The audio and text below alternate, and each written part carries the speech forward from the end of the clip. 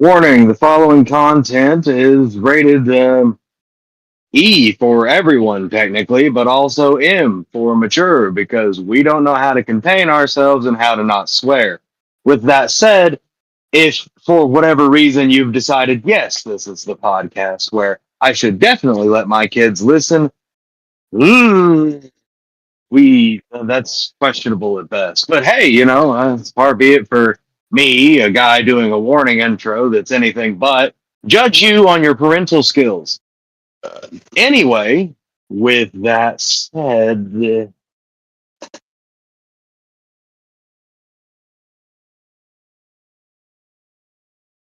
yeah,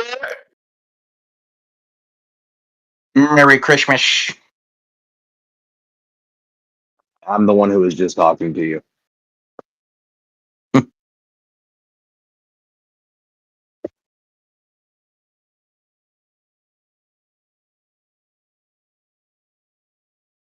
Get the fuck out.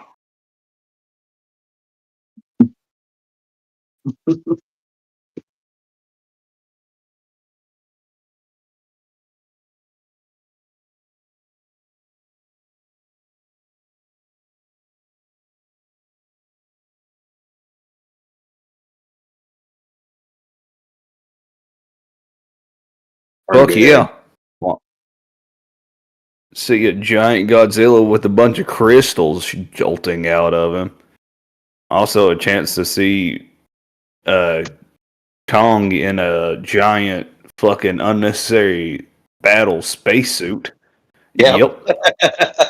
Be fucking not crazy and awesome as hell. I mean, I'm not worried about well, I about said unrealistic this is, but how ungrounded it is. I mean, we got the other Godzilla -1 stuff going on.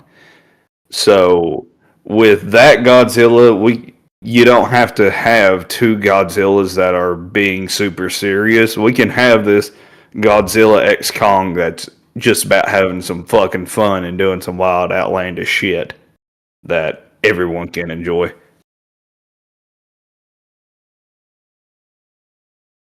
That's how I feel.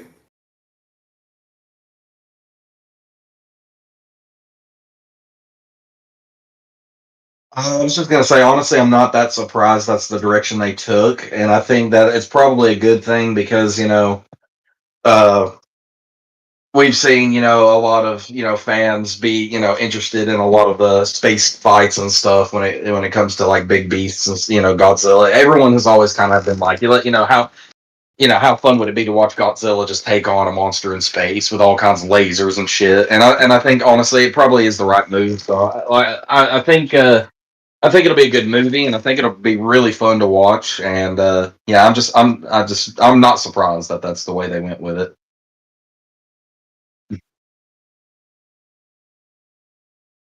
Big monster. Big monster. Big W. No, You know on what? the That's real. What I do like is I'm always excited for a monster movie, but my biggest thing about monster movies is I don't give a fuck about the human plot. I literally don't care. I'm sure it's interesting. I'm sure there's a lot going on, and I'm sure it would provide me with useful context. I don't care. I came to a monster movie to see monsters do monster shit and fight each other. Other than that, Space Godzilla, awesome. Yeah, for real.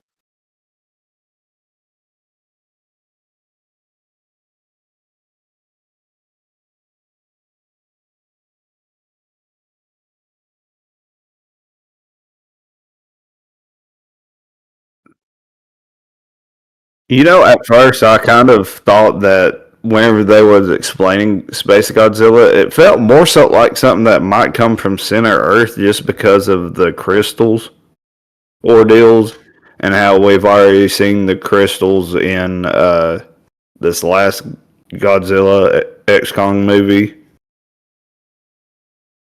Well, I'm thinking. But To me, it seems like maybe their species branch from the same asteroid or whatever, and perhaps maybe the space Godzilla is, you know, us like slumbering through space or something, and everyone just thinks, oh, it's just this big ass comet flying through space until it like opens its eyes, and everyone's like, whoa, hold the phone. No. I could see All I that. I know could is see that that being part of it. all I know is whenever Mikey was saying something about big monsters and shit early on, I was sitting there thinking, so what you're saying is it gives you big guy energy. Hey. No, I'm Safe to copying say. from the new SpongeBob movie where their whole thing's about big guy energy. That's where I was going with that. Just because I've heard that so much on fucking TikTok as of lately. So, yeah, I seen a little opportunity, so I took it.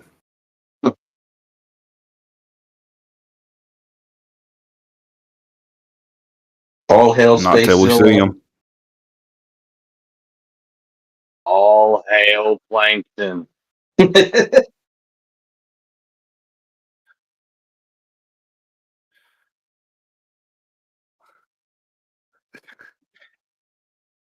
Oh, we getting elbow deep in it.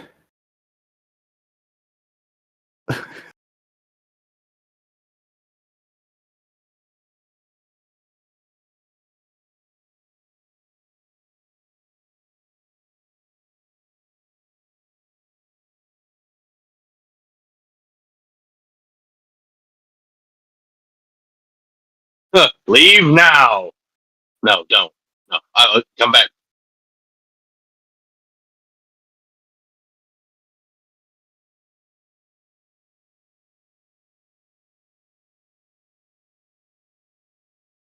hmm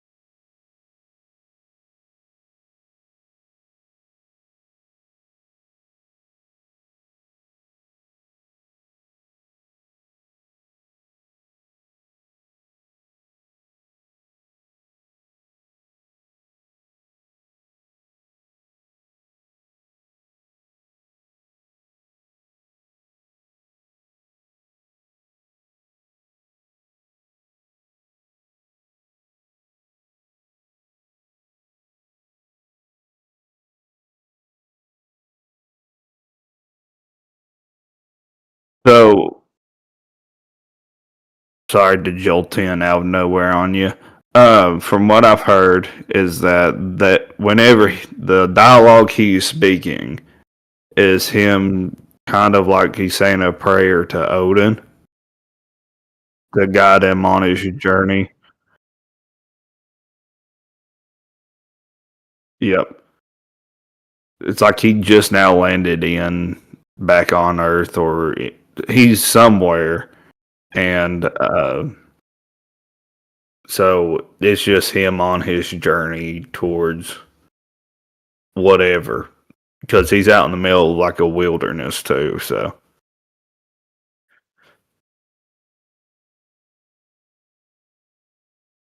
no idea, but that's the only extra piece I can give to you is that it's him uh, saying a prayer to his father.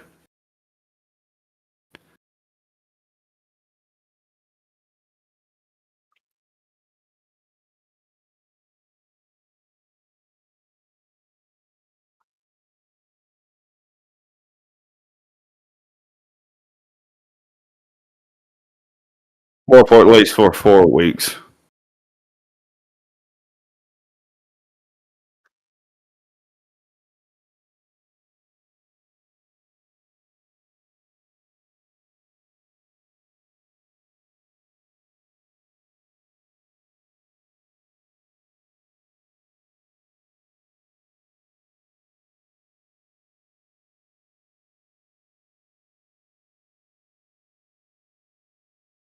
Okay, so the main reason why we're getting Cap first, Thor, and then Doctor Doom is because this is all tying into apparently the main focal point.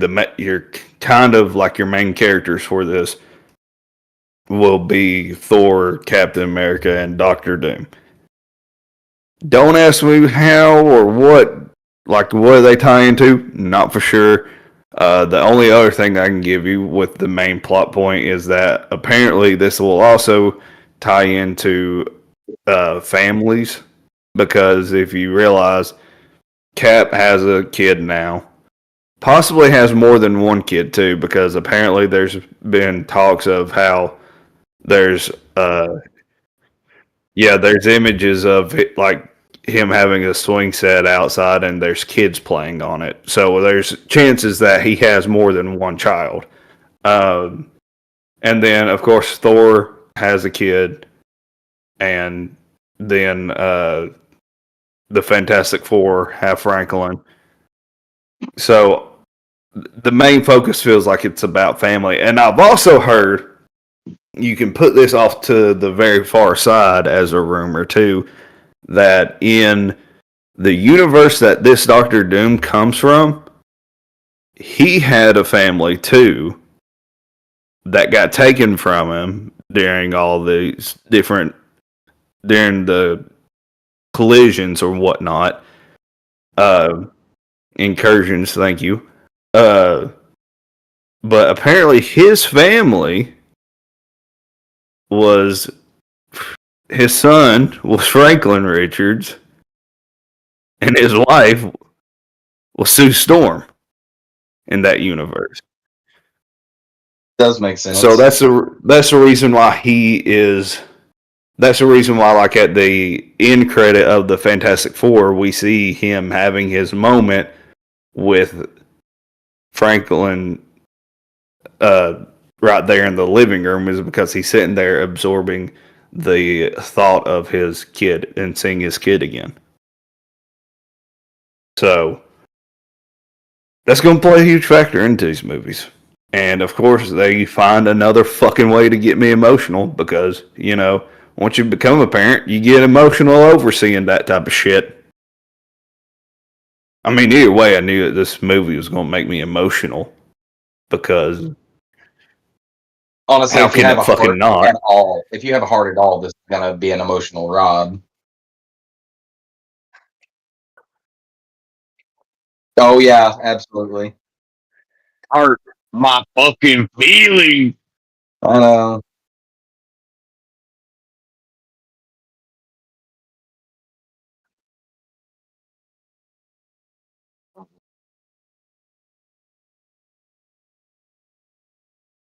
It'll be Dom Toretto.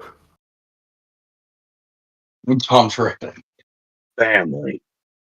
Family.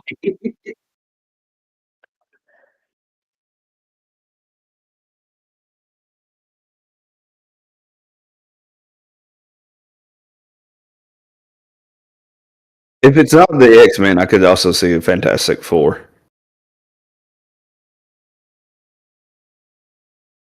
Yeah.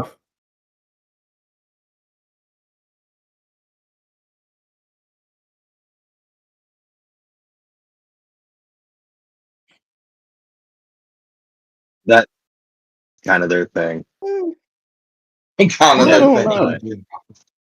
If we have to watch Gambit die in live action, we're all gonna be really sad.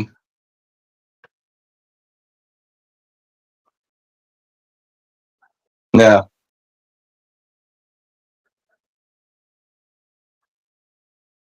Oh No. my gosh. You know, that's a really good question, actually.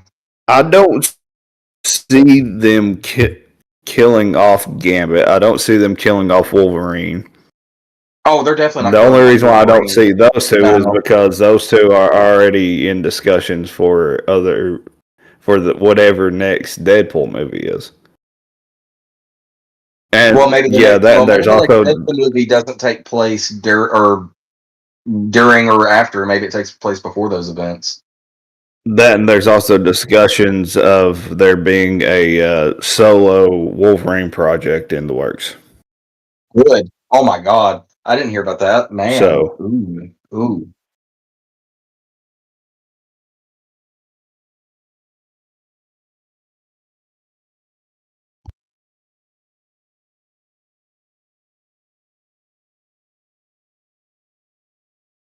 Yep.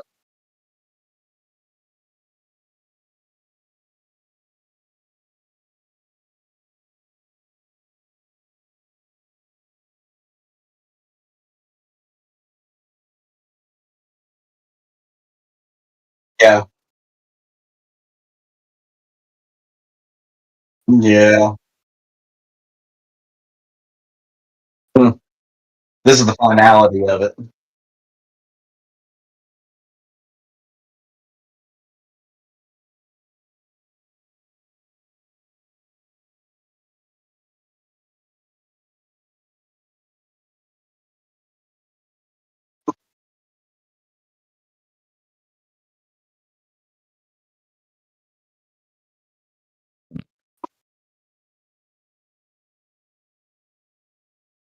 the only sorry to barge in again.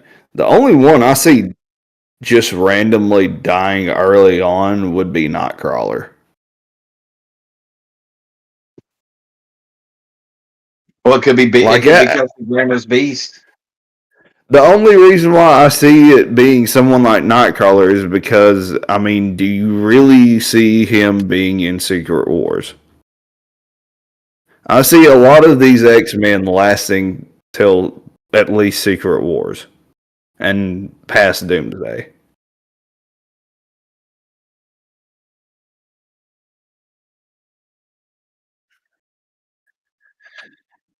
I mean, he's older now, or the one that they're using.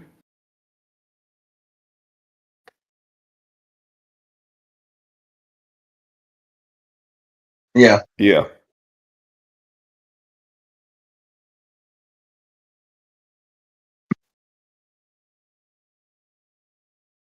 Yeah.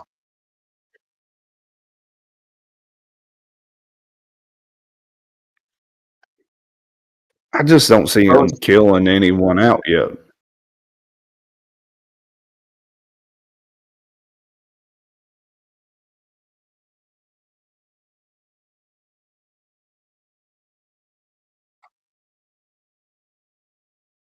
Well, from what I've heard too, though, is that Doctor Doom comes in with Sentinels to try to take them out, right?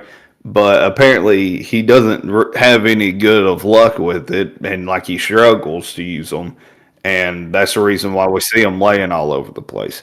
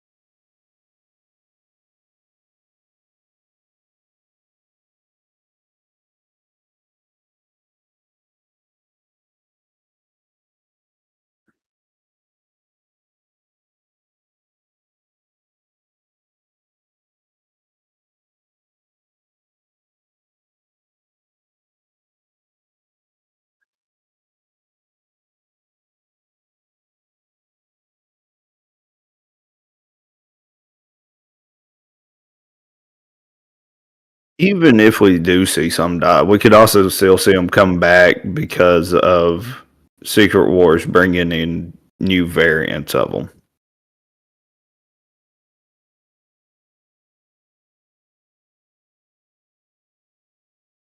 Right.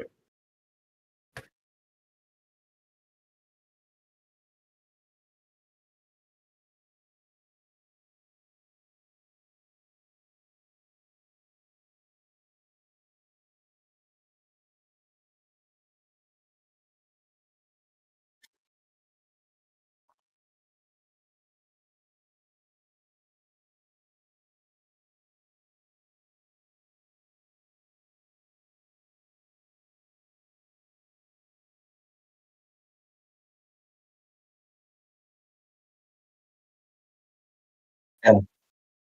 I don't know if they should. Yeah. Oh yeah. Yeah. I feel like if he doesn't die, this is my prediction is that Charles Xavier is going to die. I think that's 100% guaranteed because if you know,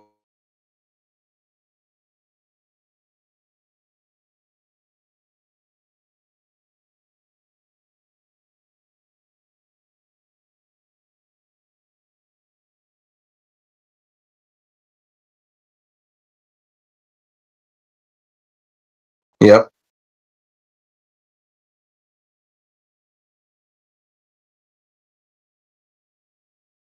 yeah, Charles left it to Magneto because he knew that deep down that Magneto would actually do the right thing because of that.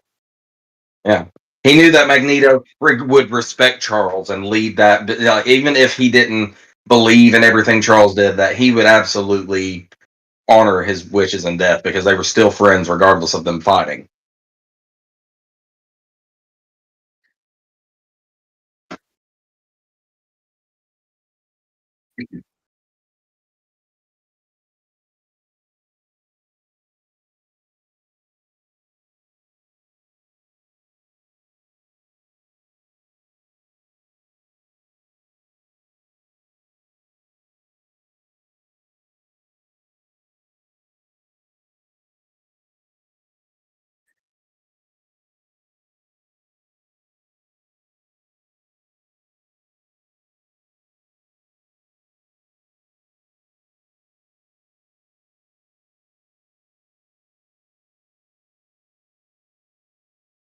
Yeah, technically, because their power, I mean, it literally, she couldn't even control them that well. That's the Phoenix for you. Yeah, I mean, and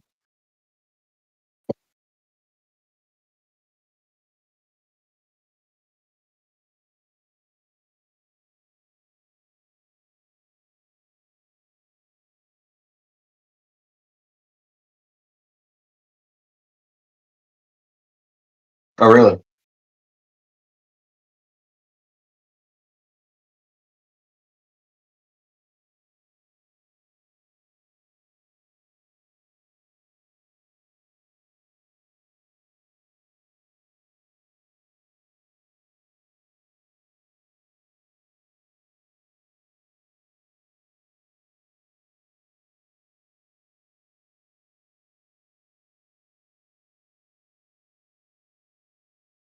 In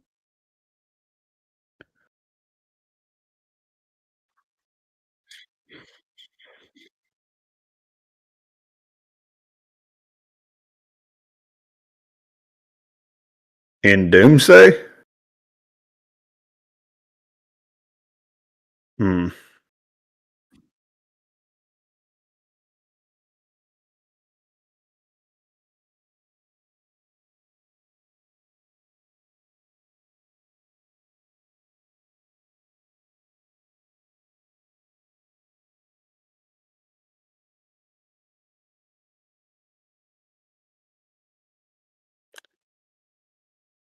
Uh hmm.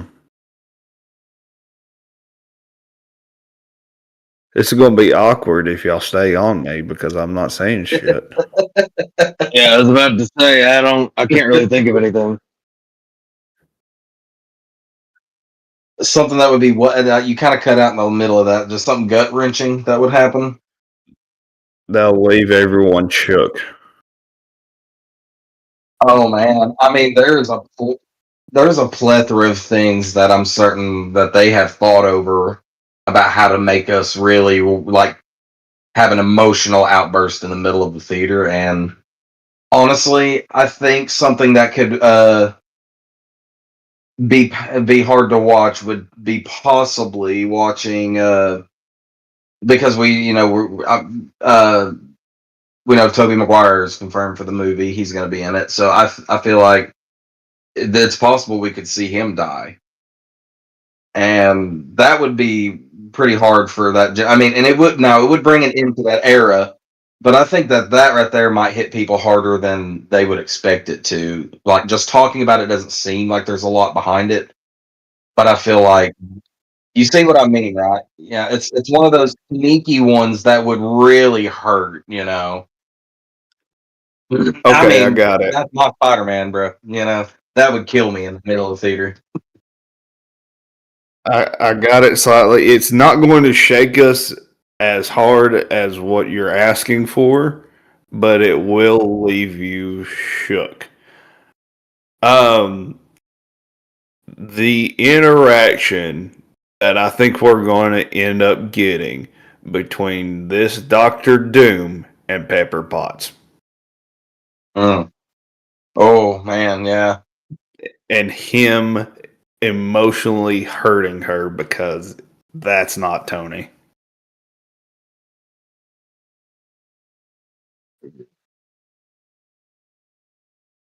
And this is going to be something that ends up happening uh before even Tom Holland gets to see him. She's going to be the first one that has the interaction with him that's going to fuck her over because she sees her husband, she sees the little one's father, but it's not him. And it's just going to crumple her so badly. And it's going to leave everybody fucked up. Honestly, no, no. I'm already devastated.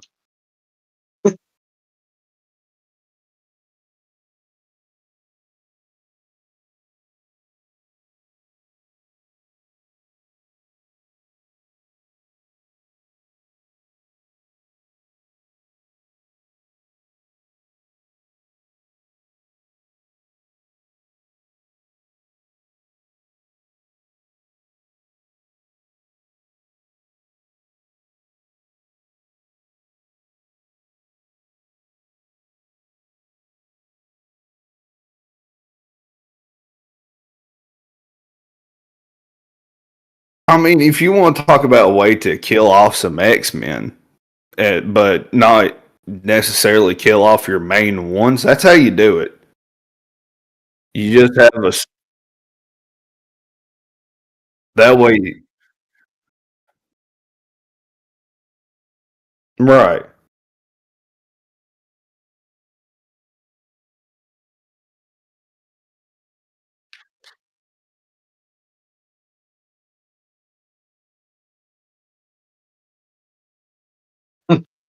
Yeah.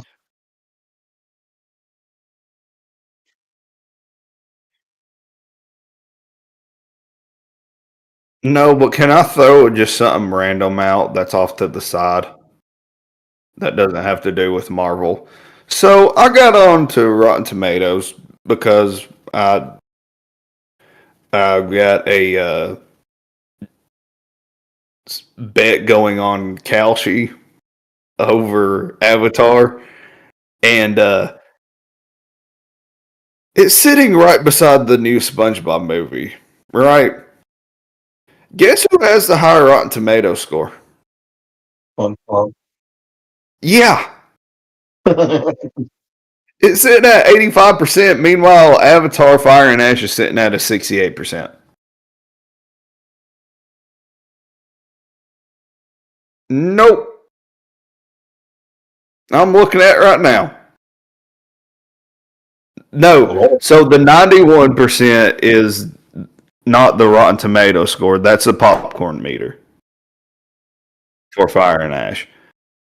But the tomato meter is sitting at 68. Wow.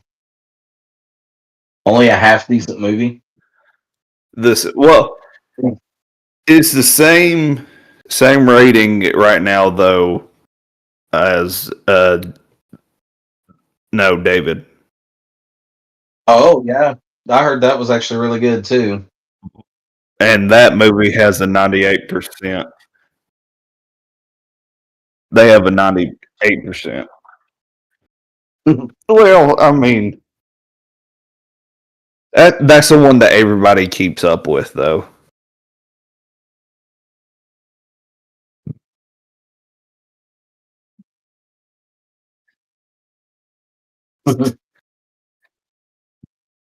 I mean, either way, it's going to be good.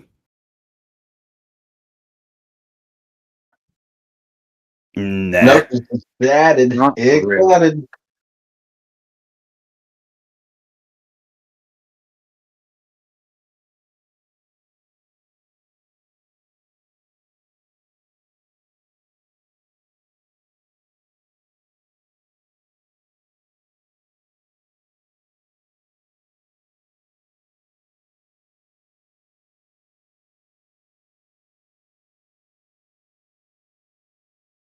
Mm.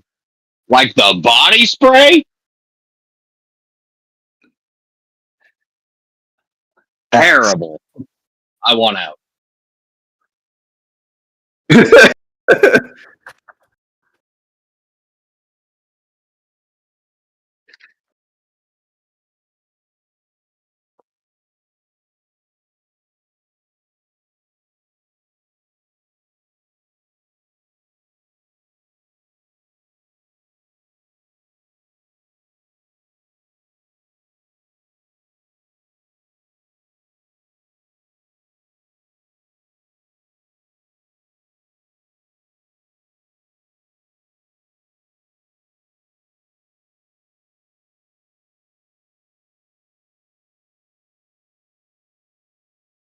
Annihilation.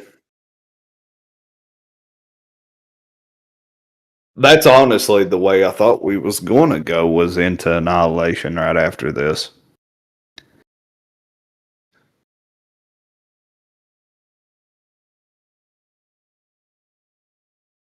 Yeah, that's what I remember. That was a big thing for like going into Endgame. Is what's the next big thing that we could possibly be getting right here?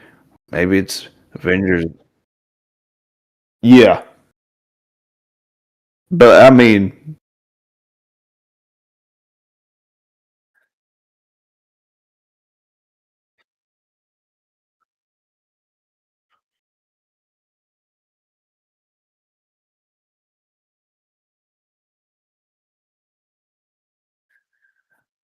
then we've also had the I can't think of what the one's called that's out in the middle of the ocean being named that a shit ton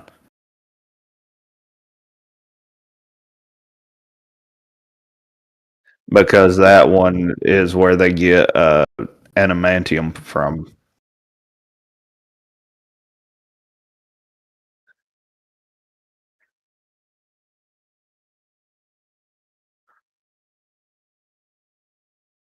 I would hope so. I would hope so.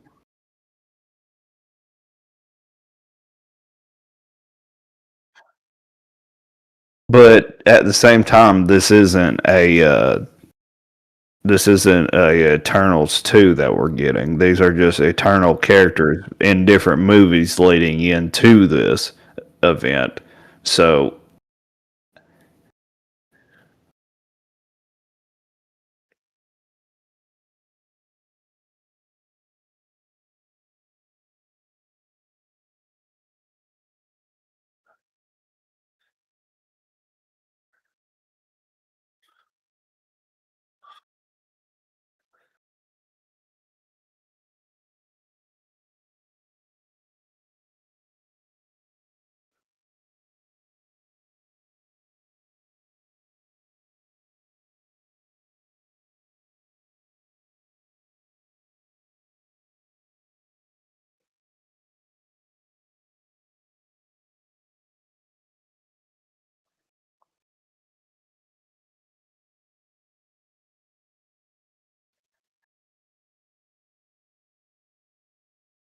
It's coming.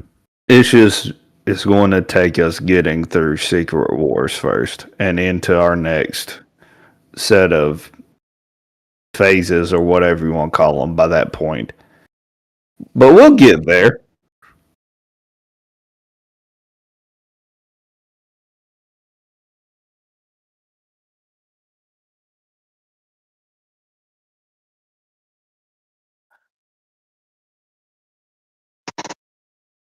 The last thing I heard was that they was going to lean into the some of the darker shit though.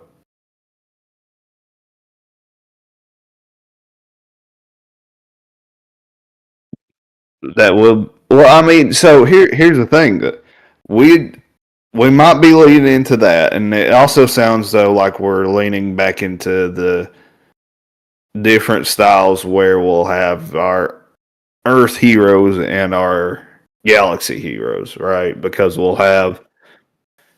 we're going to build up to this axe, well, then we got to have you know different things going on to get to that point, and so maybe that's the way you show the dark or you show that character is through the Midnight Suns, and that gives him his spot, and then different splotches here and there shows the other Eternals as well.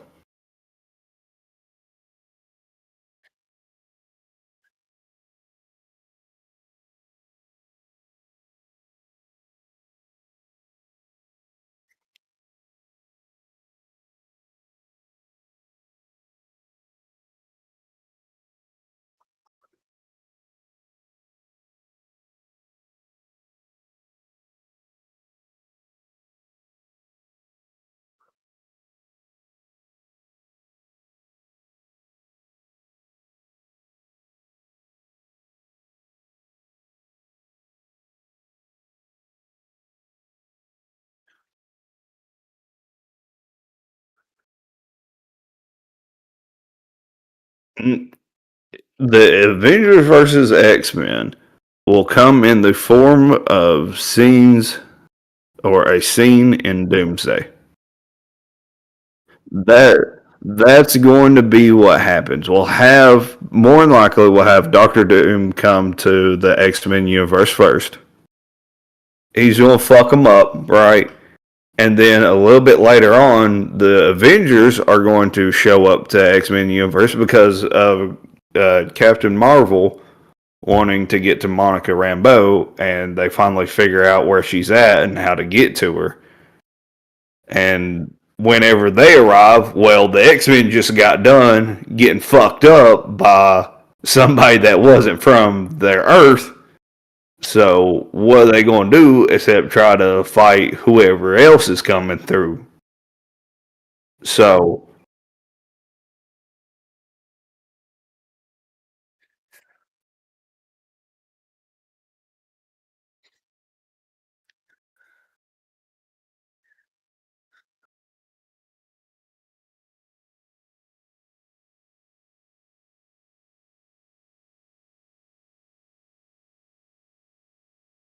oh yeah, she'll be in there, I think.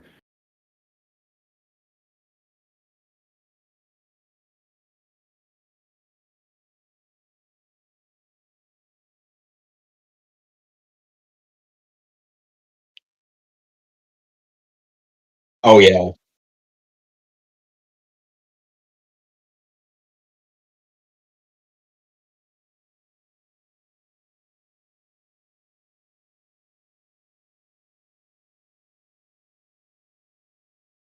The body spray. There better be an advertisement for that in that movie. As a joke, there has to be. Oh, No, I'm certain it'll still be around. There's always some sweaty teenage weirdo that needs it. I was about to say, bro, middle schoolers still exist. The fuck are you talking about? I was gonna say, bro, what are you talking about? Bods still exist. Yeah, I remember getting bought when I was like 8. We still have can't think of his name right now, doing commercials for Axe. Oh, what the fuck's it? The comedian? Who's just now getting into acting? Huh? I was about to Yeah. say, yeah. Dated Ariana Grande. Ariana. Not Air. Yeah. Yes.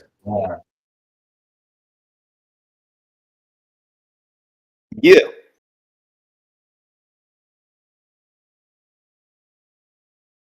Let's fucking move on.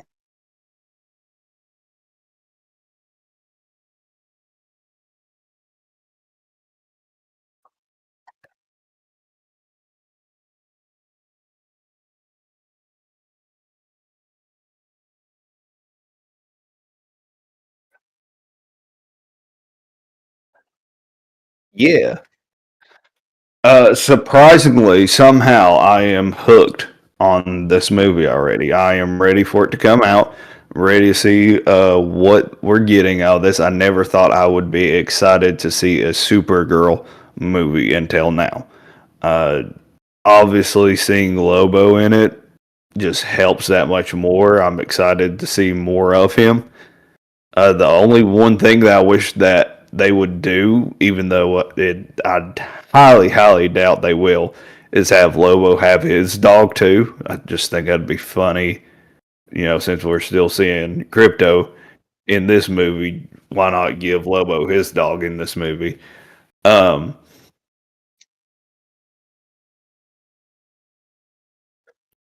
they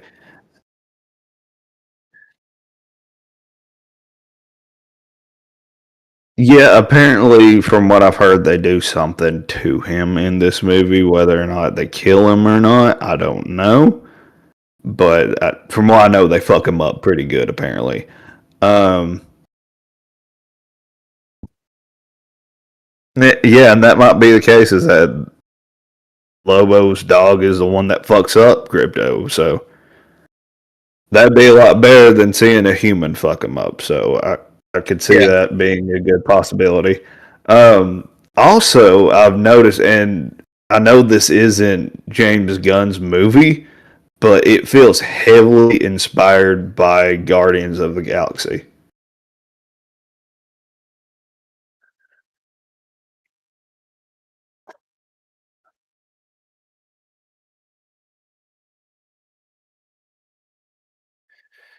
Yeah, yeah. S-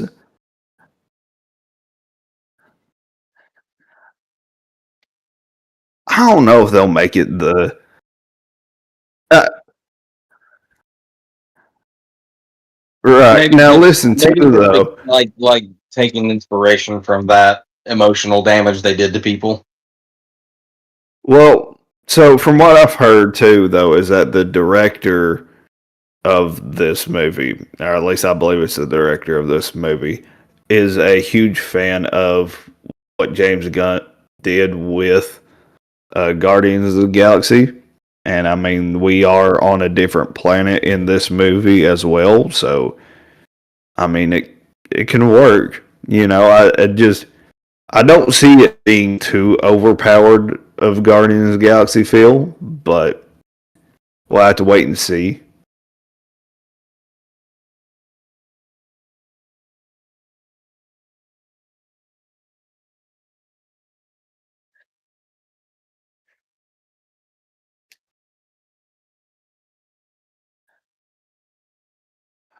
Well, again, this isn't right, but at the same time, this isn't a team up movie, and this isn't James Gunn's movie neither. He didn't touch this movie. It was done by other people. He just said he just approved it. Uh, I also think that this could have like a more so darker tone to it than what.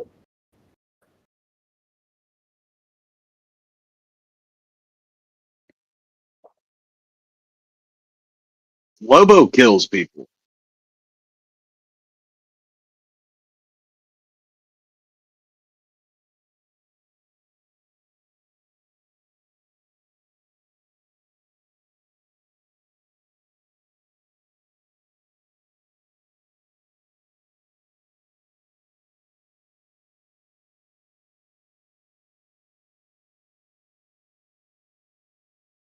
I want to interject real quick. You know, the bubbly or the familiar Walkman in a trench coat and the vibe we get from Kara and stuff like that.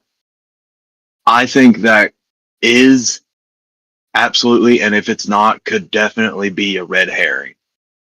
Like I think this very well could be wrapped up as like a white elephant in the sense it like in the sense of, hey, look at all this levity, and then it's like, guess what? Nightmare, nightmare, nightmare, nightmare.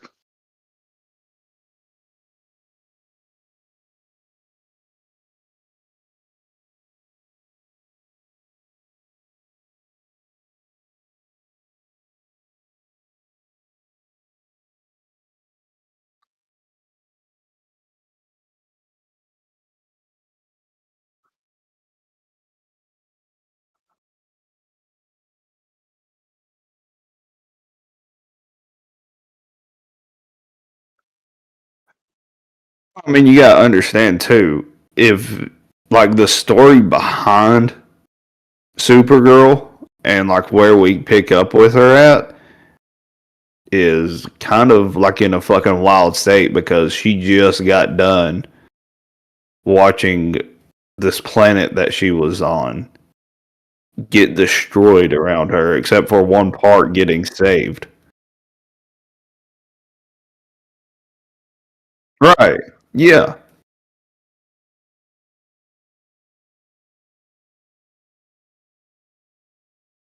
Right. And then just get saved in a bubble and have pretty much everybody at each other's throats because there's only a limited amount of everything on that little island.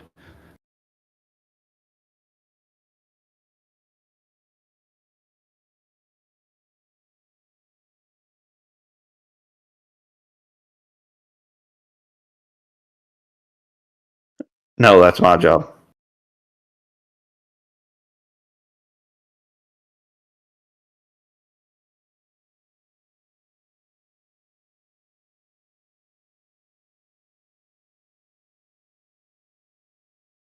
Oh, yeah, I seen that.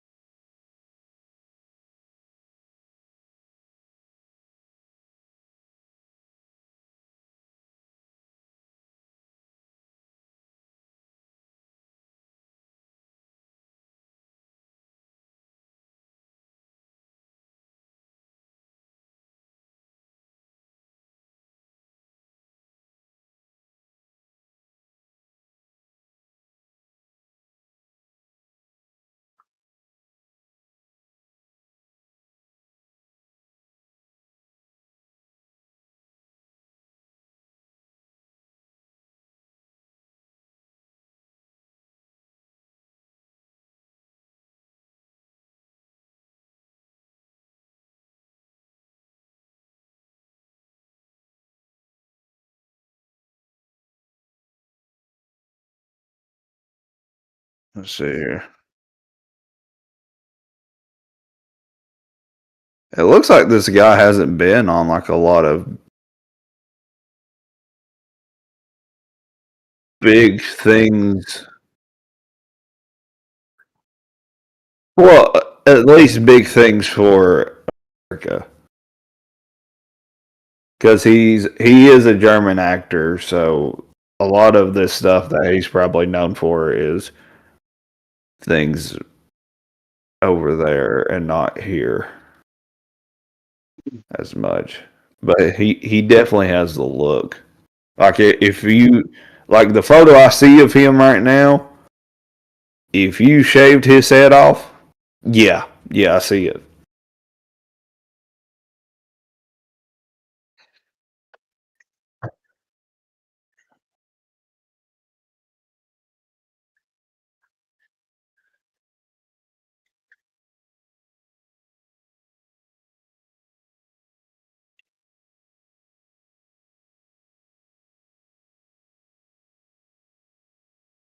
Yeah.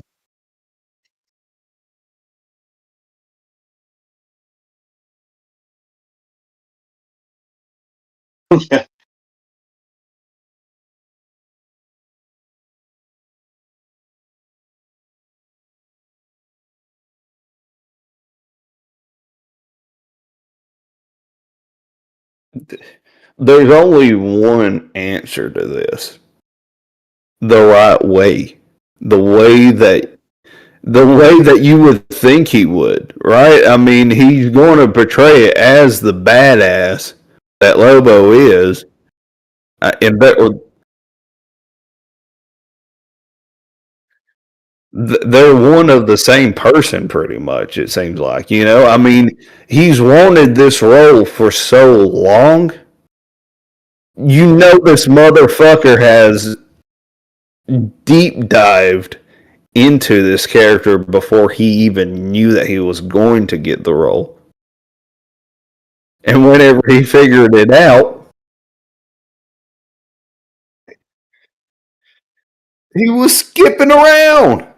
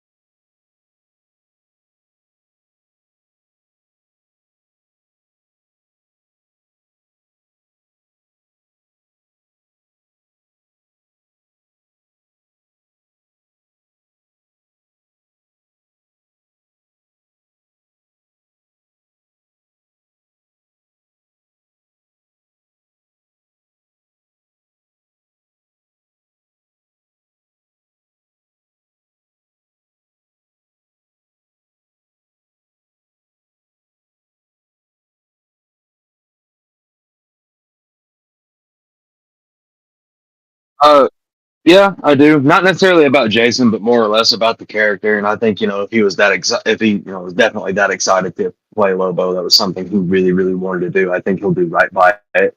Most people who are generally incredibly passionate enough about a character to literally skip down a hallway about it are tend to take what they're about to do fairly seriously. Now, unless I'm wrong, and anybody can correct me if I am, Lobo's greatest motivations are money and fun.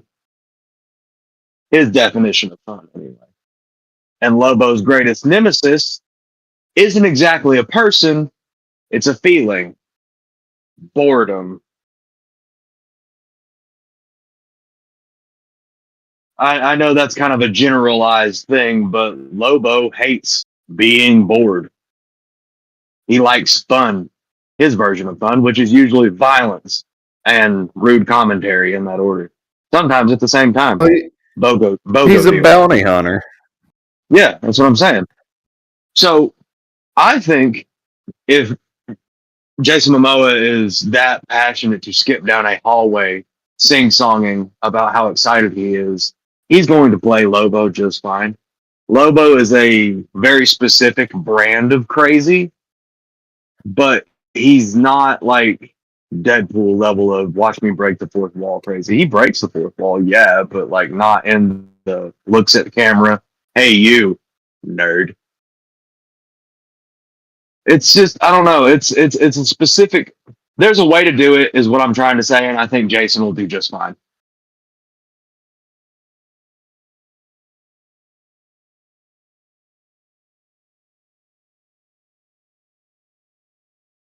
And not really, other than I'm excited to watch Jason Momoa play him. I know he's dreamed of that role, and he's talked about it a lot. How he would love to play it. Now that he's finally cast at it, I know he's got to be super excited to give us, what I know he's going to do the right thing. Pretty much, Ridge took the words right out of my mouth, and I was just like, well, I'm just going to be quiet and let everybody else talk.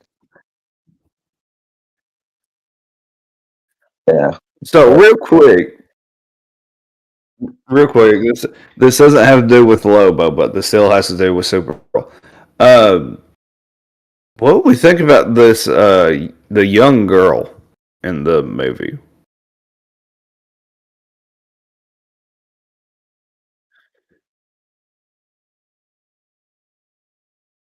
So there's one slight thought I have for this. I think somehow, some way, and I think it's just because it's a young woman or a young girl carrying around a sword. It feels like she's going to somehow set up Wonder Woman. Maybe.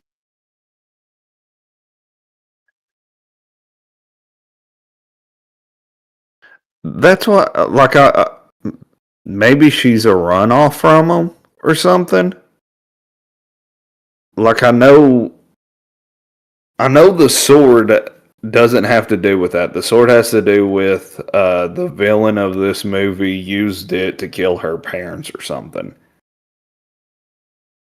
But just the way it feels like it's somehow ties into that though. And I keep on getting that slight feeling of somehow that's going to set up Wonder Woman.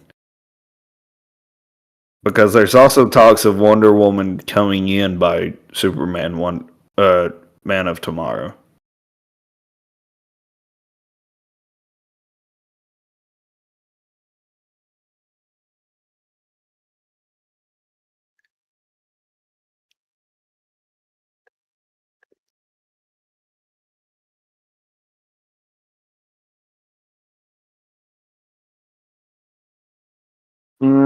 No, I don't. We spent enough time on it.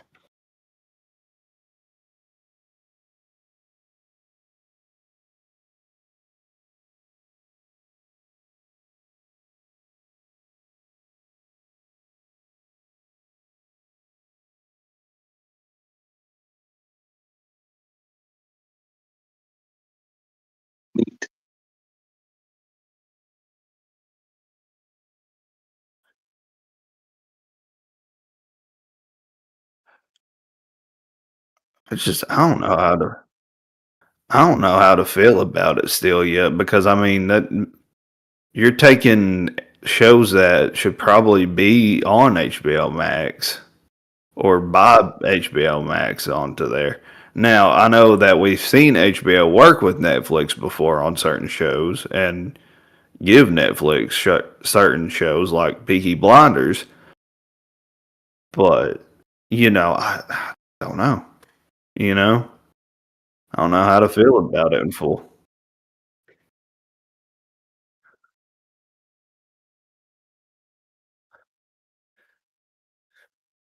This whole I was about to say this whole transition still feels odd to me.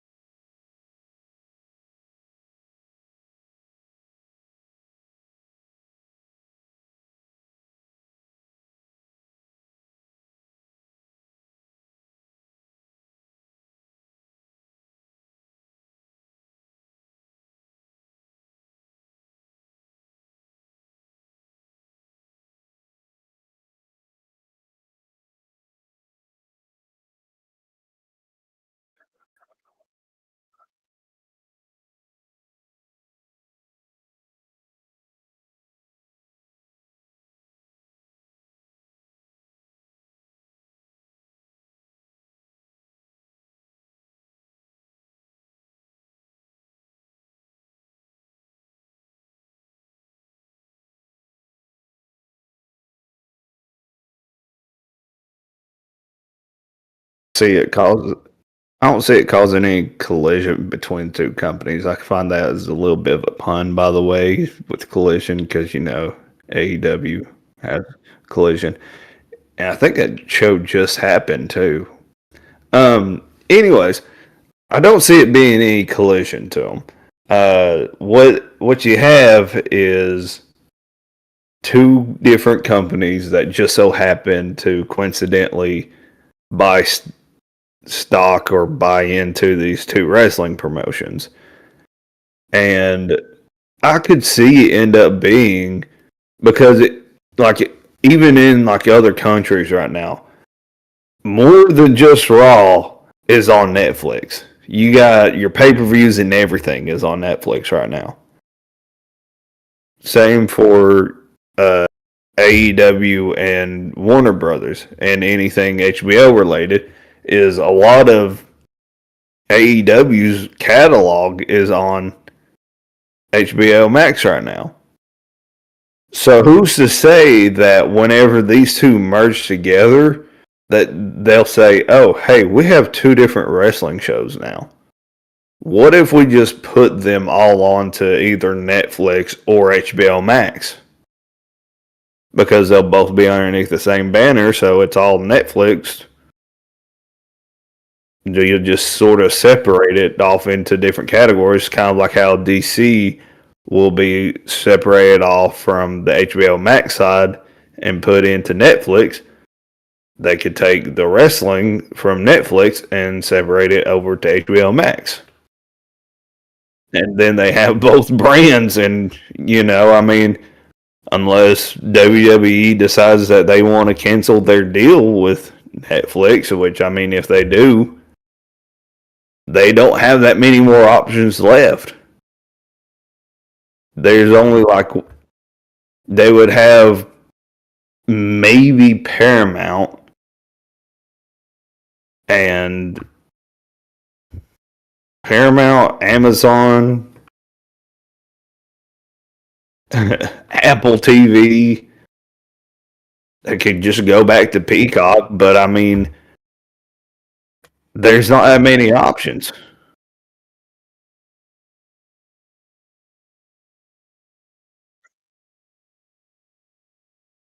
AMC, yeah.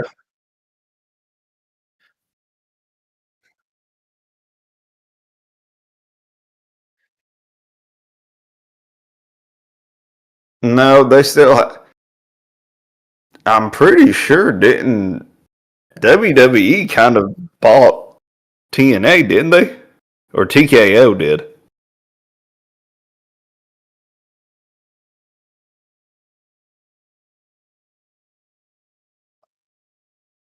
I don't know. All I know is that I mean, they don't. WWE doesn't have a lot of options right now because if Disney is not happy with what WWE is doing, they're not going to say, "Yeah, sure, you can be on our streaming platform," unless unless they just cough up enough money to go over to Hulu, which is a possibility, just because Hulu is more so just your TV side, right? But I don't know. It's still up in the air. It's still a wait and see, and we still have probably about another year or two before this whole Netflix HBO Max even can merge together. So we'll see in due time. I just thought it was crazy that we didn't even think about that whenever we were first talking about Netflix buying Warner Brothers.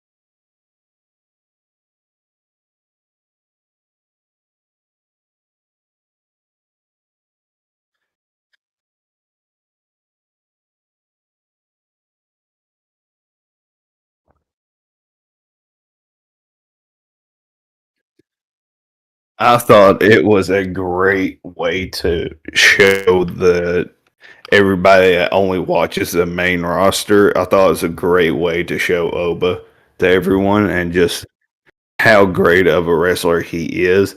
And that wasn't even his full potential, neither. Not we they barely showed what Oba can do. Now, I will make a slight argument with you over what how they ended the match. Because in a way, that was a good way to not have your WWE champ get pinned or your undisputed champ get pinned, nor your NXT champ get pinned. So to me, it makes sense to have some sort of DQ finish. You,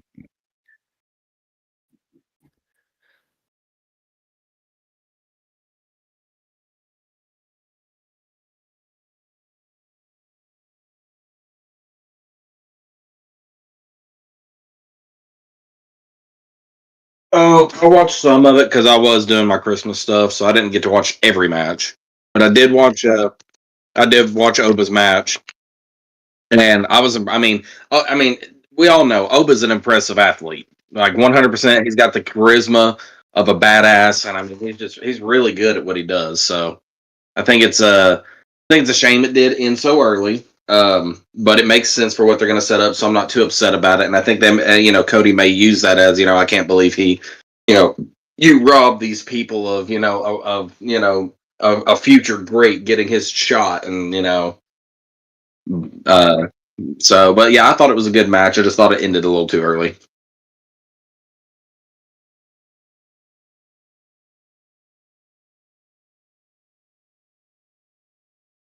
I mean, I do have a thought on it, but I pretty much agree with everything that's been said.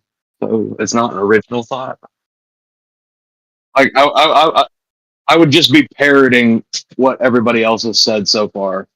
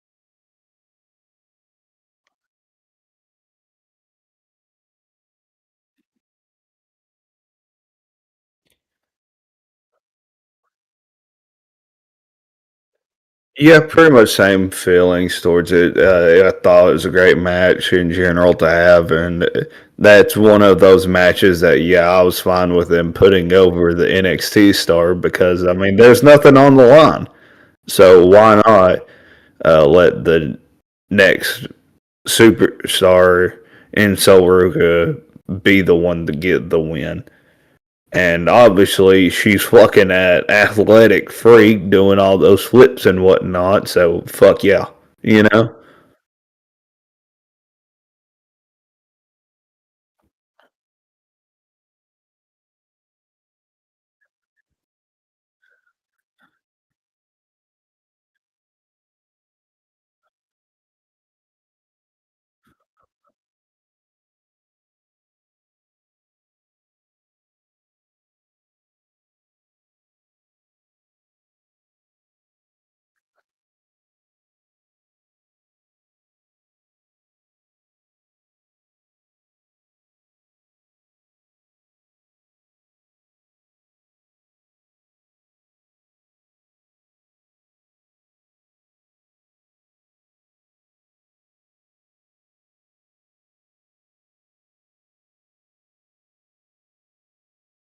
No, I don't.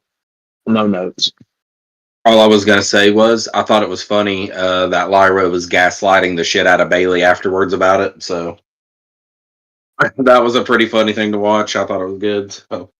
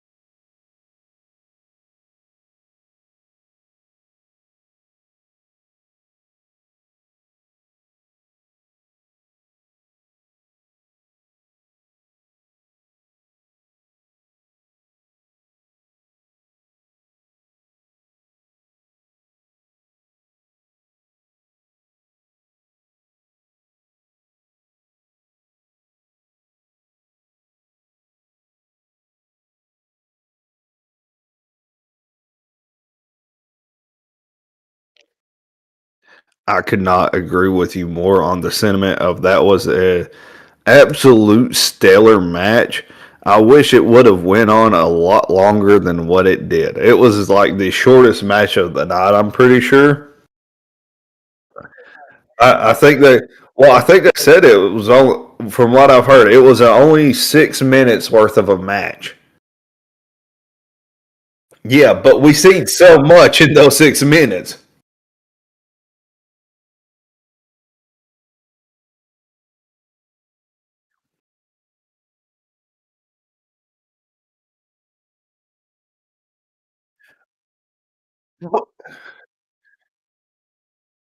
Yeah, Well, that from was what that I was a heard, bad they idea. had as much time as they wanted for it.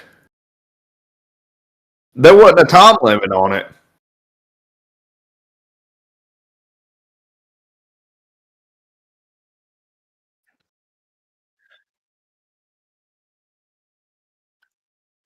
Well, I didn't look into it that much because I honestly didn't. Well, we'll get into it, but I honestly didn't expect Cena to say anything heading out.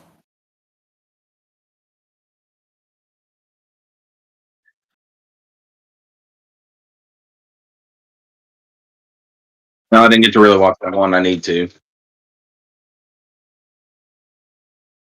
Definitely, sorry, definitely go out your way to see that match. I mean, for a tag team match that was short and good, that's probably one of the best ones to watch. Oh yeah, Javon Evans is good. Yeah, Javon Evans is real good.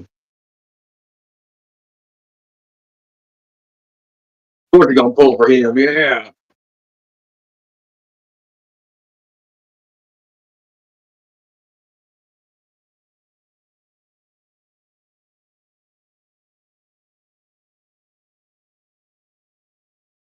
Hopefully.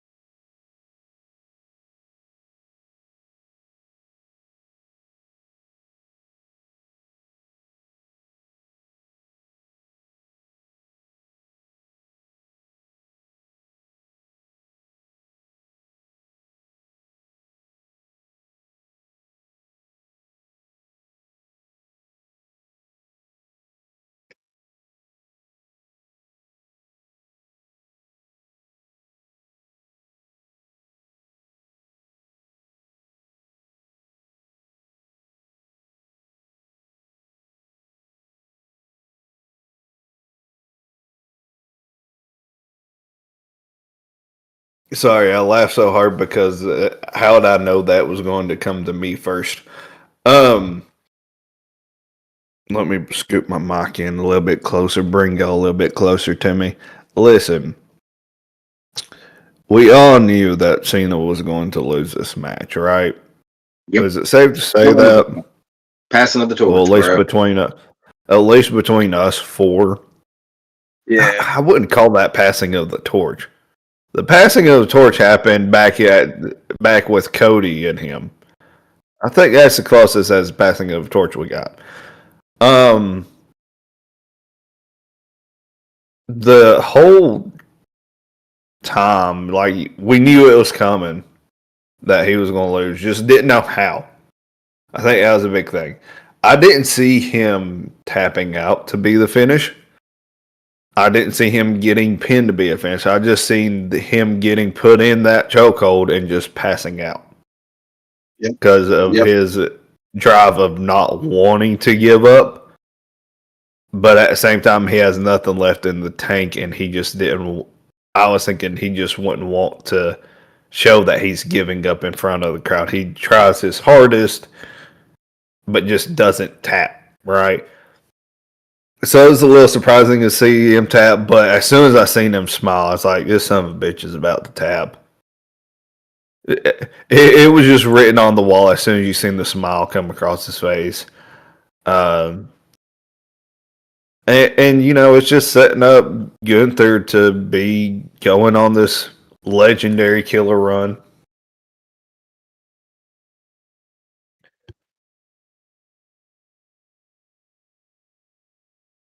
I wouldn't say that long.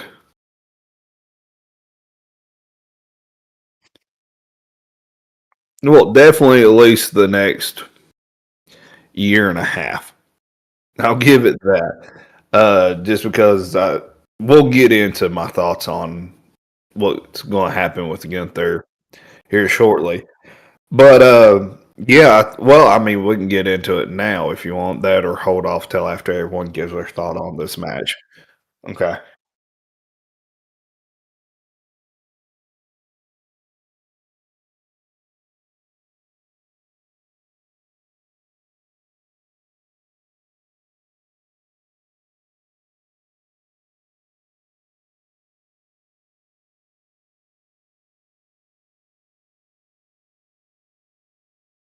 I Hello. can hear you, Rich.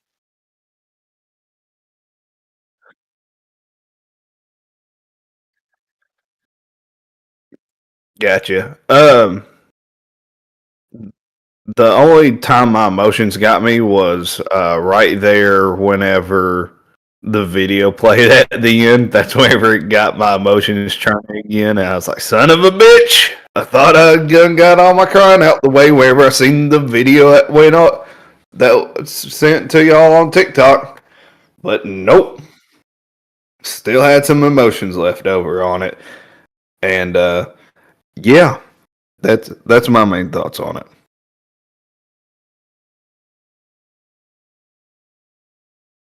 Damn. Just damn. You know, it's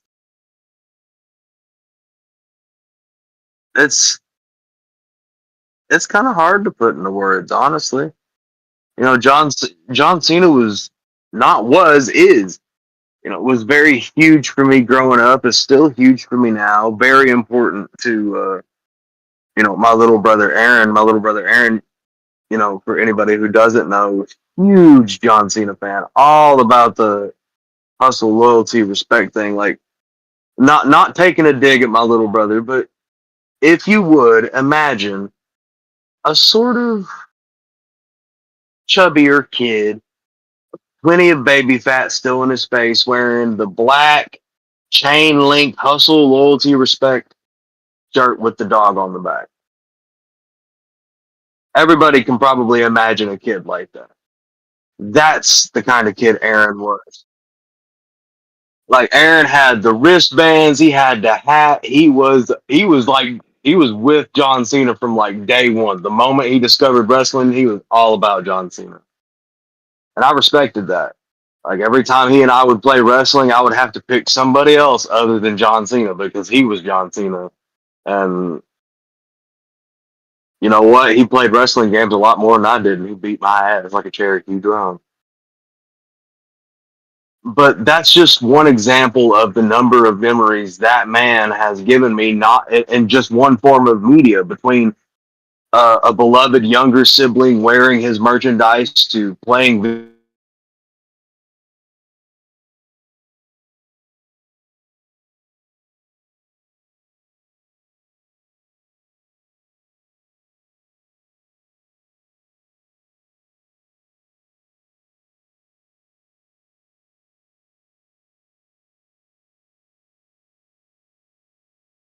Oh, Hello? There we go. I guess it was just my earbuds. Can y'all hear me now? I'm on I'm on my data. We're I'm still just live. my earbuds do that sometimes. What I was trying to get at was that before I cut off is that the man John Cena has inadvertently, indirectly created so many memories for me, from my little brother wearing his merchandise to seeing him in video games where he was like one of the top characters in almost everyone that came out year after year, to watching him on screen, his beef with Edge, his beef with the Big Show, his beef with Mark Henry, you know, just time and time again watching him perform and create these memories that I got to share with either just myself or whoever was beside me, be it Kelsey or Aaron or anyone else, or even Jordan, as he and I have come well into adulthood, stuff like that. So it's hard to put into words. Finally seeing him tap out and knowing it's over, because I'll just wind up saying the same thing everybody else does, and that it, in its own way, it was heartbreaking. But there is a part of me that is glad, but only glad in the sense that he did it. He got his say. John Cena has made his curtain call and took the bow as he wanted to. Not many people get to do that.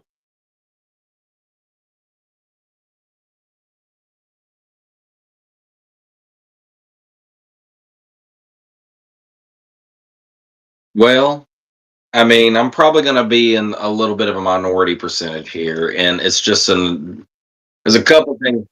uh, There's a couple issues I have with what happened. I knew he was going to lose. I respect his decision to tap because he's had his talk about he talked on with Cody. Uh, what was it? Yes, 2 days ago, I believe, on that video, and I respect his decision. I understand. I get that. But I hate it. I hated that decision. I really hated the decision to tap. I get it, but for a lot of these kids who are kids today and still loved Cena, still had that image of him of the never give up. I felt like tapping was kind of like um, almost like a middle finger to that entire legacy he had for those kids of give up now. Basically, he's given up. I can see it. I would have rather him passed out. Um, I don't have many issues with Gunther. He's a great heel. He's a great actual pro wrestler. Um, I just feel like he had plenty of heat on his own anyway, and I still think it would have been cool to see a different star, someone a little younger, maybe even take on Cena for his final match. But I'm not really mad that Gunther was the guy. I think that was an okay choice, and I don't know. It was just like at the end of it, it was like, I knew from what he had said prior that he felt some people were not going to exactly get closure on what happened that night. And I just, but it was just one of those things that it made the experience. I loved the entrance. I was tearing up too. I was having a great time watching it, up and the match was pretty good. I didn't have many qualms about it, but someone made a good point, and it was I read it and I was like, that is a good point, and it was like, how does it make sense story wise to have Gunther do that to John after he tapped out to Jey Uso doing that to him? And I was like, well, that's a fair point. I get that. But all in all, I'm sad to see John go. He was I was an Undertaker guy, and I was always a big Undertaker guy. But I did like John Cena. I always did like John, and I'm happy that he's happy with how it went out. I just wish that it had been a little different, personally. Hold on a second, Slider. Hold on a second. Hold on. Let me jump in here real quick. Say something. The reason why Gunther has been able to tap out to that and then come back to make people tap from it is because they are trying to wipe that shit clean. They're trying to wipe what happened right there from existence. Because they know that wasn't good.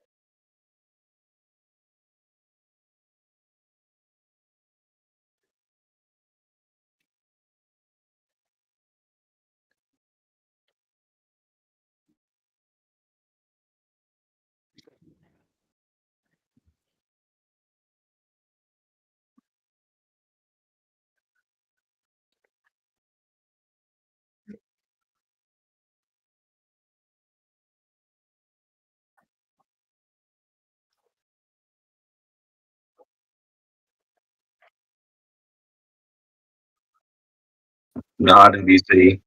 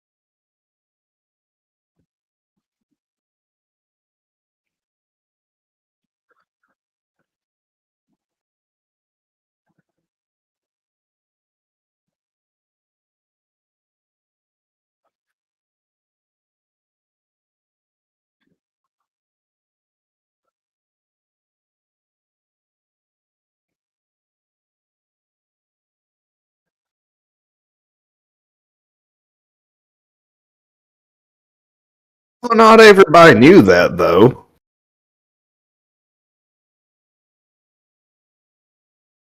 Well, you Just have to because you're a remember big time that. fan doesn't mean that you know what's going on like us. Not everybody's sitting here watching Wrestle Talk and watching different Yeah, videos to get an idea on everything.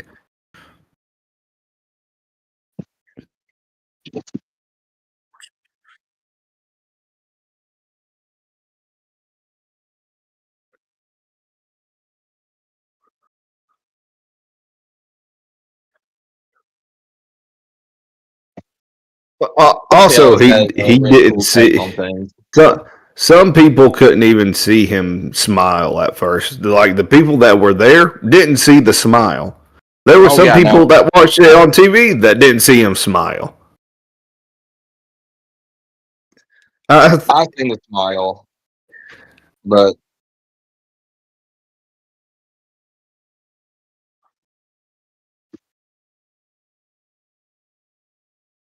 why do you think he was laughing oh, about I it? knew that. Yeah, no, and yeah. Now I'll say this: I think a lot of the fans also, because I mean, we all know that Cena wanted 220 plus dates.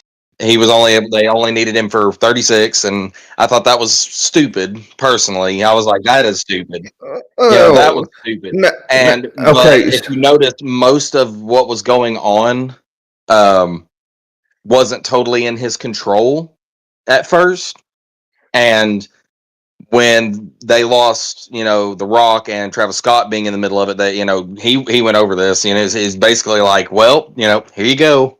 What can you do now with it? And that's when you can see he started to have a little more control in what he was doing towards the end of his retirement run. So I think now I will say I agree with a lot of people when they say that his retirement tour itself felt underwhelming because they did nothing beyond with the heel turn after Travis Scott. Really, that I felt like his tour as a whole was underwhelming, and it wasn't his fault. That's not his fault. And like I said, I respect his decision to tap. I understand why he did it. It doesn't set well with me personally, just from the way I look at it.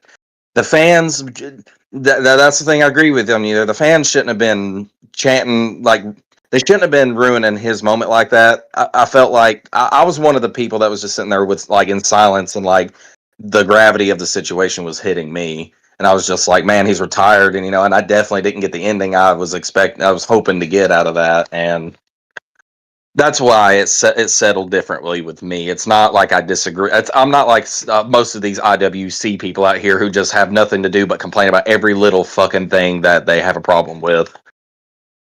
Even if they complain about things they don't even know what they're talking about half the time.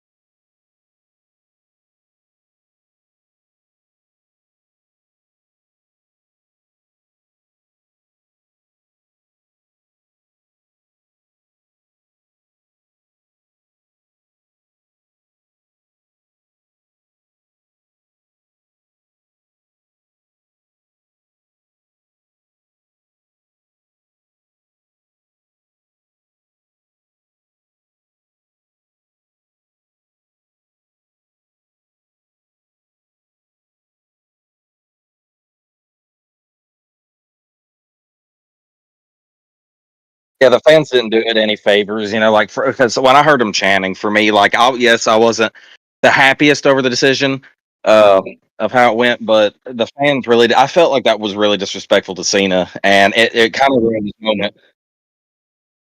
Yeah, and you could see it. You could see it because his head was slightly turned. He was talking to people saying, "That's all I got," and he said, "That's on me." And I was just like, that's when I was like, okay, so he controls. Yeah, yeah. But he also said the reason he said that's all I got is because he literally, like, if you listen to him talk about it, he literally said that his, like, every match has been grueling for him. And I get that. He's been out of the picture of really wrestling for a good while. But really, it just boils down to the promise he made. And I get that, a step slower, and he was basically going to just give it up there. And I was like, that's kind of a sucky way to have to do it. But I get that he wants to uphold that image. So,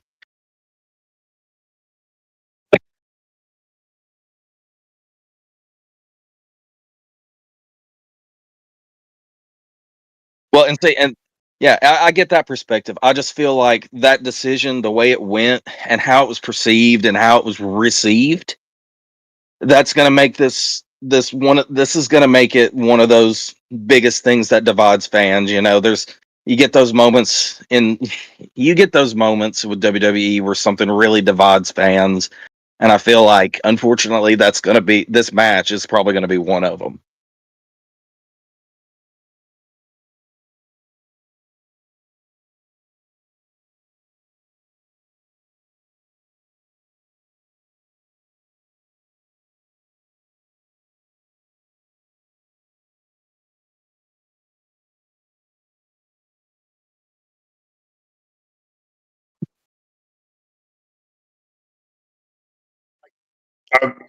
I'll give you. IWC, yeah, I I'll understand, give dude. you one more thing, okay, on why people target Triple H on this, okay, is because the people that are diehard wrestling fans that are watching WWE and AEW sat there and watched Sting Yeah, win his retirement match, even after he told them he did not want to.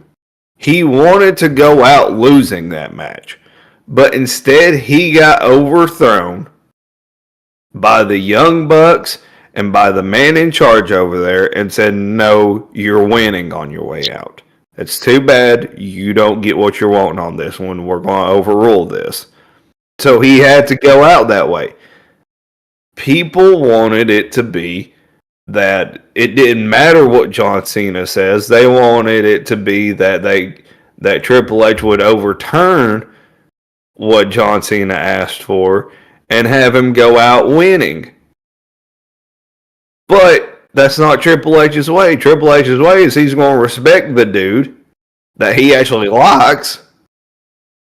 Hence why we got a full after piece to after the match is because he actually likes him, unlike Goldberg. So he's not going to overturn what Cena wanted. This was what Cena requested. This is how Cena wanted it done. And that's what was going to happen. Either way, end of story.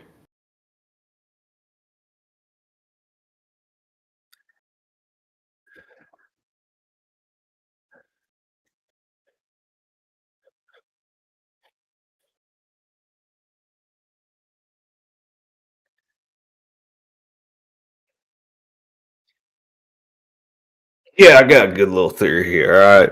And I know not everybody's going to agree with me, but that's okay. You're fine to be wrong in your own opinions. All right. So hear me out. What's going to happen is I think that going into WrestleMania, one of the main events is going to be a triple threat between Brock Lesnar, Cody Rhodes, and Roman Reigns. And in that match, Brock Lesnar wins the title. And he's going to hold that title all the way through till SummerSlam. Well, while that's going on, right.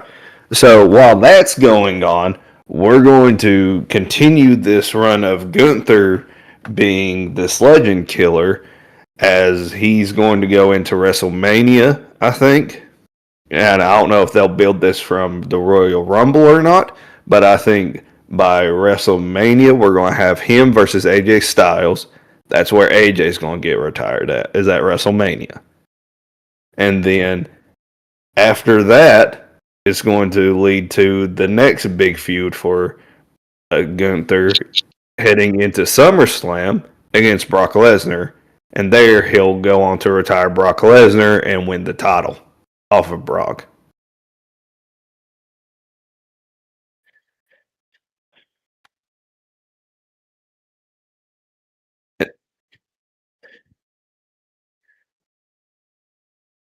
And you could have AJ start this feud with Gunther at the Rumble because he's still irritated at Gunther after what we've seen on Monday Night Raw, and he's going to hold that aggression in, and somehow Gunther's going to get distracted while in the Rumble, and AJ's going to be the one that eliminates him. And it's going to set up this feud that's going to run into WrestleMania, and that's where he'll retire him at.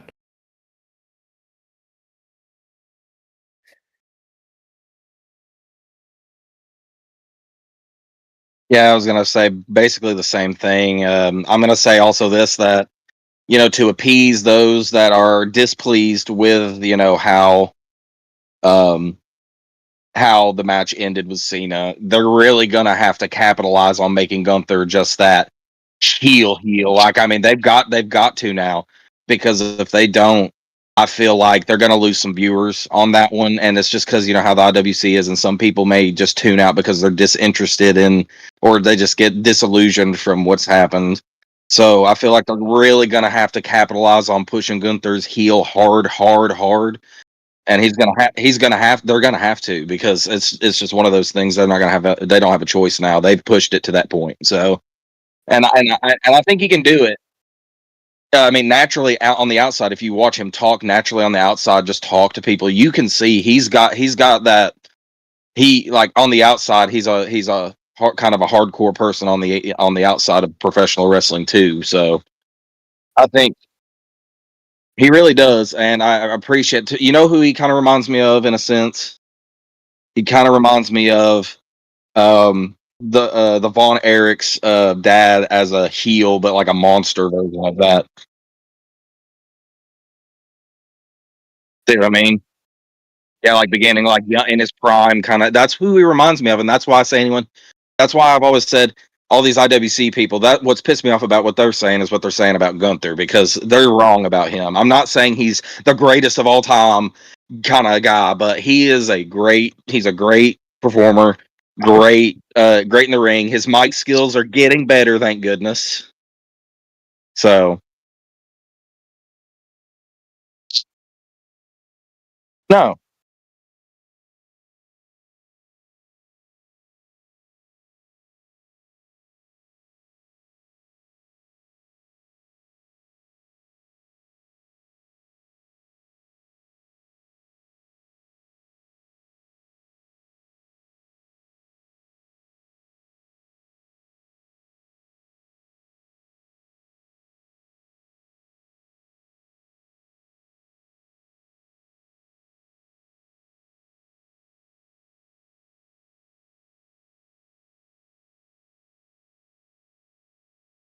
more of legend killer versus career killer. If you really think about it, career ender. That's what I feel like it's more, and they need to push that as the label for him, because a lot of people already don't like that he would be like the replacement for Randy's legend killer, and I get why they wouldn't like that. Randy has that's kind of. I feel like that should be left alone. It's Randy friggin' Orton. So, but I think that'd be an interesting match to see. Get them, get good into that one. But I feel like Randy's got to turn heel at some point too. So one more time, we've got to see pissed off. Just, I'm gonna punt you in the skull, Randy.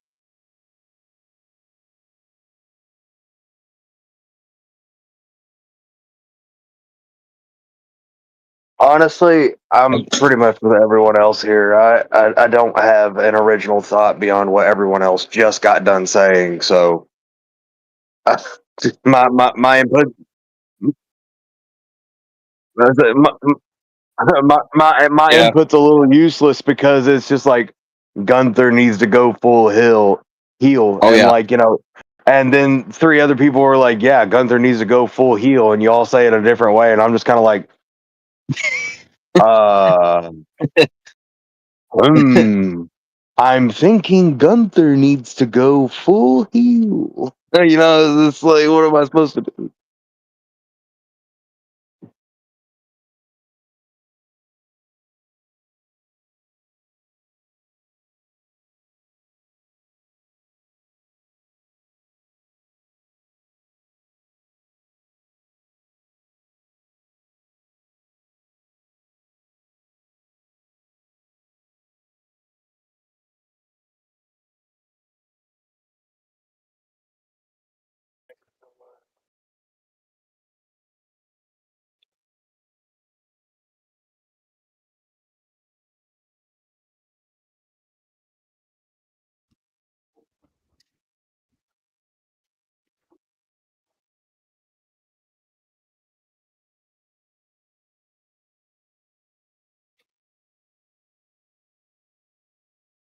Nah.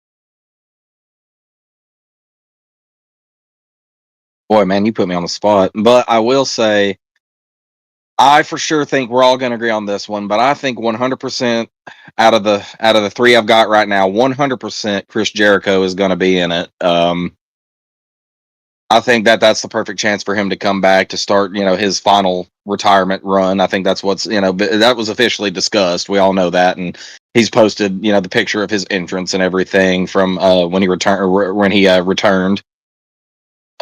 So I mean, I think he's a guaranteed. He's my number one. I think we get Zack Ryder as also another special entry because it did so well, for him and for Dolph Ziggler. I think also those are my three people I think that for sure will probably see, and I'm definitely hoping to see at least the last two for sure. And as an honorable mention, obviously Joe Hendry because now he's officially signed with the company. So I think if we're going to talk about who's going to win this Royal Rumble, I think there's a chance that we see either Braun Breaker win or we see some kind of showing out for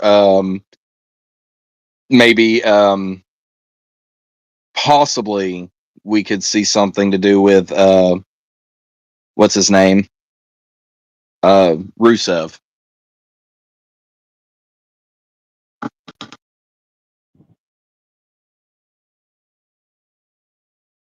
Well, it's just me being extra, thinking maybe they're getting creative again, maybe.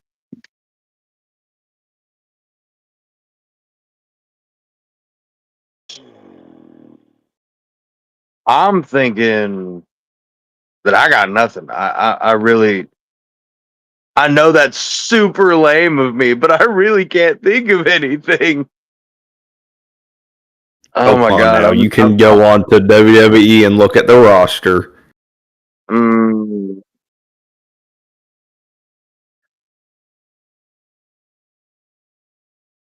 hmm. You know what? Circle back to me. I'm gonna do some looking. Alright, well, fuck. Caleb stole one of mine. So, Yeah, I had to sit here and scroll now to sit here and see who I'd want to throw in as my other one. Chris Jericho. What? Oh, Chris. Well, I mean, Just that's because I figured everybody that's was the going to obvious one. Yeah, Okay. I don't think he'll win it, but I think it would be funny if he did. I doubt he's going to.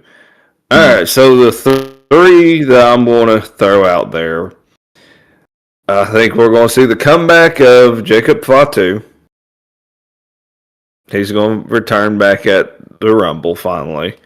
He's been out with a chipped tooth or whatever he had going on, so I think he'll show back up. My second guy to show up is going to be Mr. Iguana. I think they're going to throw him in. They got to throw in a AAA guy, and I think that Mr. Iguana makes the perfect amount of sense. And my third person that's going to get thrown in here out of my choices, it makes the most sense. He's going to have the exact same thing that Jacob Fatu had going for him, where every time he has a stare down with somebody, it's going to create a massive pop. And that person is Obafemi. Yep, I can see that. That's a good one. Because he'll have a stare down with the likes of Brock Lesnar. He'll have a stare down with Gunther. He'll have a stare down with Jacob Fatu. They're going to tease him against all these other massive players on the roster whenever he gets in there. I will love to even see him have a stare down with Roman Reigns.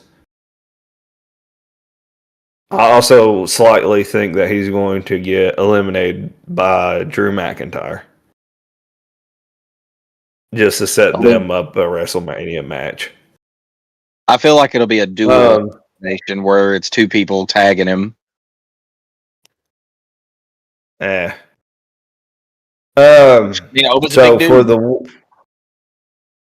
for the winner, excuse me.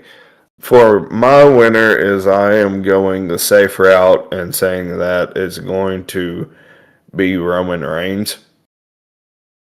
I think that the final four should be him, Sami Zayn,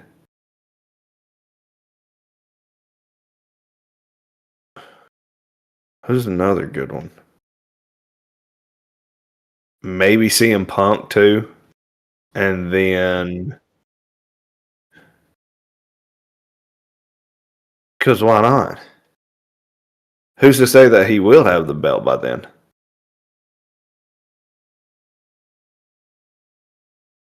And then, let's see here. Who's going to be my... we're going to throw in a wild card in the top four. We're going to say Logan Paul makes it back to the top four.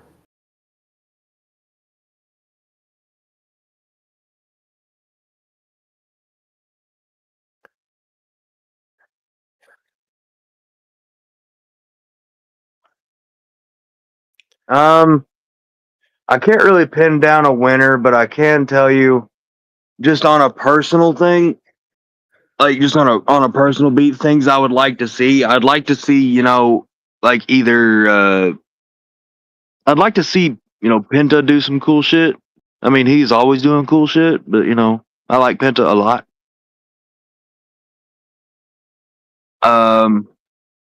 Yeah, I hope so too. I hated that he got that injury. I'm really, really wanting something cool to happen with Finn Balor, but I don't know if they're gonna utilize him the way they need to. Something I would kind of like to see is well,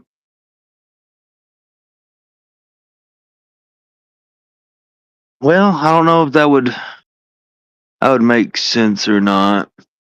I don't know. My brain's making a connection. It's like, oh, Finn Balor, Wyatt Six, not joining the Wyatt Six, but Uncle Howdy doing some fuck shit. Boom, done.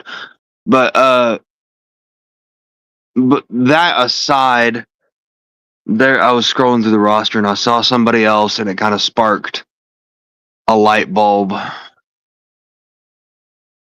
But I definitely I hate that Penta got injured. I'd love to see him do some cool shit. I'd like for something to happen with Finn. As far as the women's superstars go, uh, I do.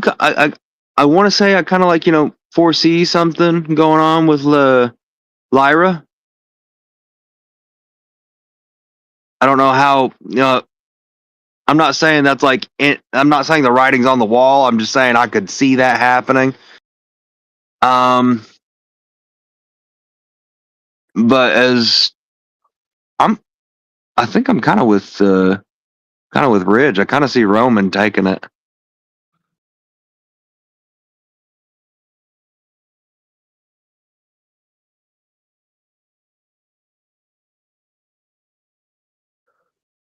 Yeah. Right.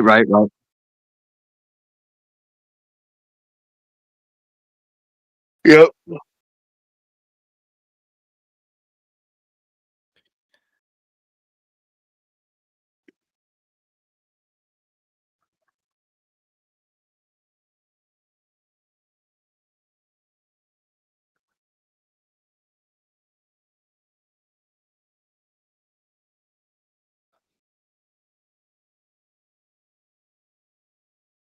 See why that makes sense too for Punk to lose that title to go on to Elimination Chamber because it's in Chicago.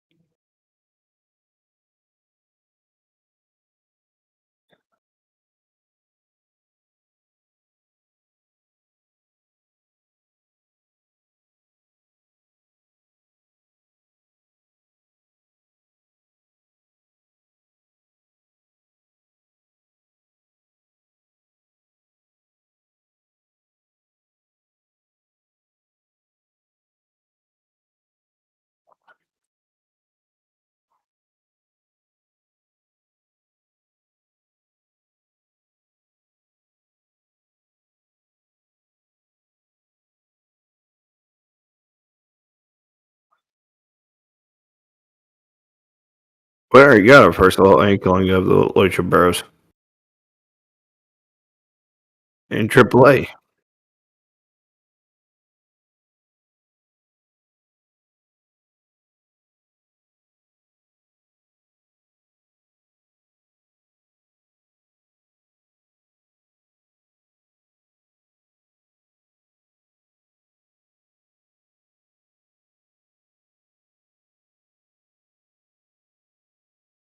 Bruh.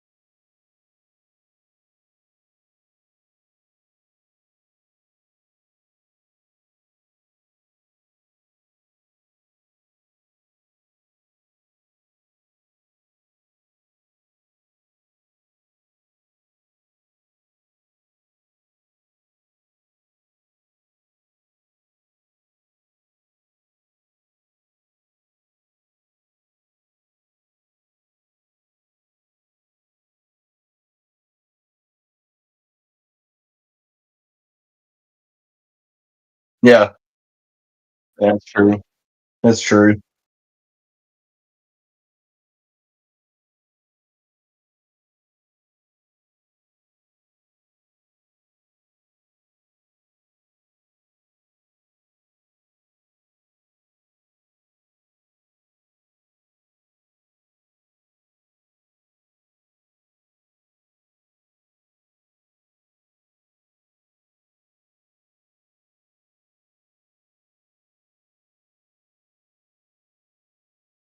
No, One think, one oh, go ahead. one female wrestler that I would like to see show up would be if we can somehow magically get Paige in finally.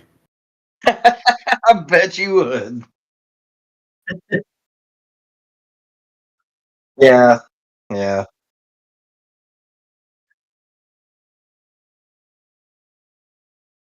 Well, I doubt that because you know good and well it's going to be something to do with Becky Lynch again. probably.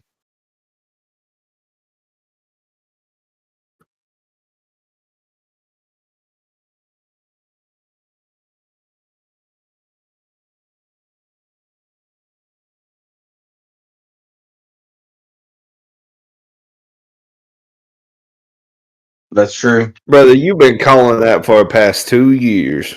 And look, he's got his. He said recently he had um some ring attire made, some new ring gear made for the WWE specifically. So I mean, I think there's a good chance we might get to see him.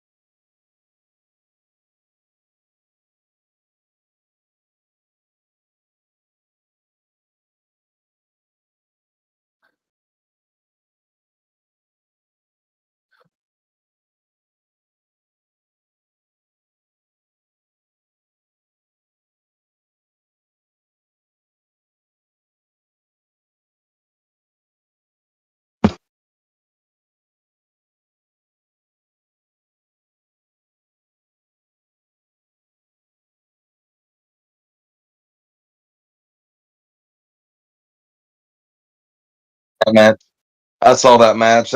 She like at first I was kind of wondering. I was like, what are they going to end up doing with her? Because I was like, it's just been storyline kind of stuff backstage out there, nothing crazy. And then when she puts on some of these bangers she's been putting on lately, I was like, all right, here we go. I'm happy to see. I hope we do see some push for her because I'd like to see what she'd be really capable of.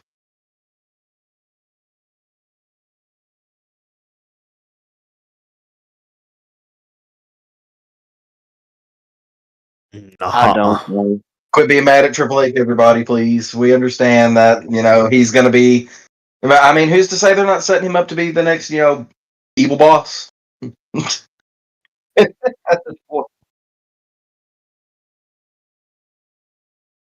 Yeah, I know. I know, but maybe. Yeah, and now I think I don't know how I felt about Sting losing that match, but still, it is what it is. But I'm a little. I like Triple H. Don't get me wrong, but man, I was Undertaker and Sting. That was our guys.